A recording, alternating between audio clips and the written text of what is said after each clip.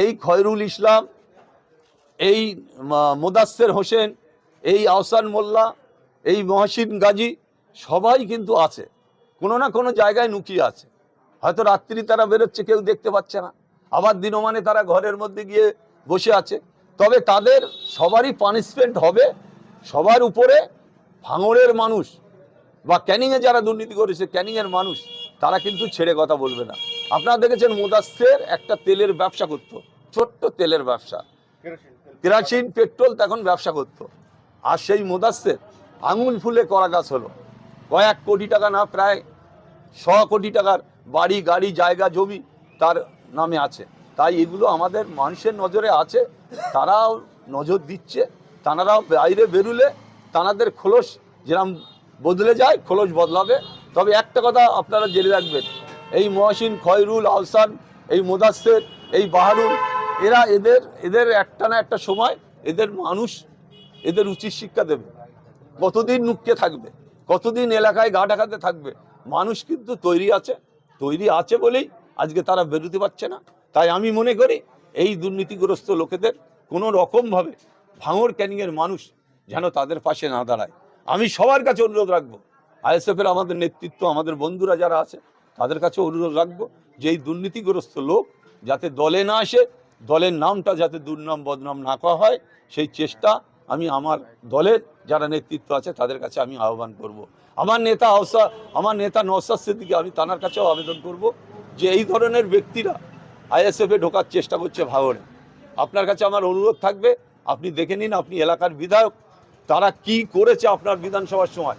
তার আগে আমাদের ছেলেদের ধরে ধরে এনে খয়রুল পাকাপুলি টাঙিয়ে মেরেছে পুলিশ। কোনোভাবে এখনো পর্যন্ত খয়রুলের টাকায় পোলেরহাট থানা চলছে, খয়রুলের টাকায় পোলেরহাট থানা এখনো চলছে। তাই থানার অফিসারদের মানে এদের হেলদোল নেই, যে যারা দুর্নীতি করেছে, যারা স্বজন পোষণ করেছে, যারা কোম্পানি আনার নাম করে কোটি কোটি টাকা যারা তসরুপ করেছে, এখনো করছে, এখনো বিভিন্নভাবে এই খয়রুল অ্যান্ড কোম্পানিদের বিভিন্ন জায়গা থেকে তোলা হচ্ছে। দাদা, শেষ প্রশ্ন, এই মুদাচ্ছের একসময় বলেছিল যে ভোটে জিততে পারলে খাটে উঠবে, এখন তার ঠিকই পাওয়া যাচ্ছে না। মোদাস্সের অনেক কথা বলেছিল, ও একটা ওর মানে আমি কি বলবো, মানে আমার মুখে খারাপ ভাষা বেরোয়। যার কোনো নেই বুদ্ধি, যে ভাষাগত জ্ঞান নেই যার, তার ব্যাপারে বেশি কিছু না বলে সে কোথায় আছে আমি ভাঙড়ের মানুষকে বলবো খুঁজে বার করে তার পানিশমেন্ট করা উচিত। তবে হালকা মার হয়েছে, মারটা কম হয়েছে। ও যে দুর্নীতি করেছে, কয়েকশো কোটি টাকার দুর্নীতি, লোকে জোর করে জমি লিখে নিয়েছে, ফারাজি অংশ লিখে নিয়ে কোম্পানিকে বিক্রি করেছে, 2 টাকার জমি কিনে 50 টাকায় বিক্রি করেছে। তাই আমি মনে করি ওর সাজাটা কম হয়েছে, আরও সাজা হওয়ার দরকার আছে। ওর কাছে কয়েকশো কোটি টাকা আছে। শুধু তাই নয়, আমার কাছে আরও তথ্য আছে, আমি সেটা সোমবার দিন আমি ওই তথ্যটা আমি সামনে ফাঁস করব, যে উনি কত কোটি টাকার মালিক আর কতটা জমির মালিক উনি। আমি এটা সোমবারে একটা প্রেস কনফারেন্স করে অনলি খয়রুল ইসলামের নামে যে দুর্নীতি, স্বজন পেশর, এলাকার জমি দখল, জোরদারি করে এলাকায় গরিব মেহনতি মানুষ, খেটে খাওয়া মানুষের জমি দখল করেছে, একটার পর একটা জমি নিয়ে তিনি ছিনিবিনি করেছে। আজকে লুকিয়ে থাকার পরে হয়তো সেদিন ভাবছিল যে আমি গেলে আমার কেউ মারবে না, তাতে পচা ডিম মেরেছে, চড়চাপড় বেড়েছে। এই মারটা মার হয়নি, তার এখনো মার পাওনা আছে, হওয়া উচিত আছে।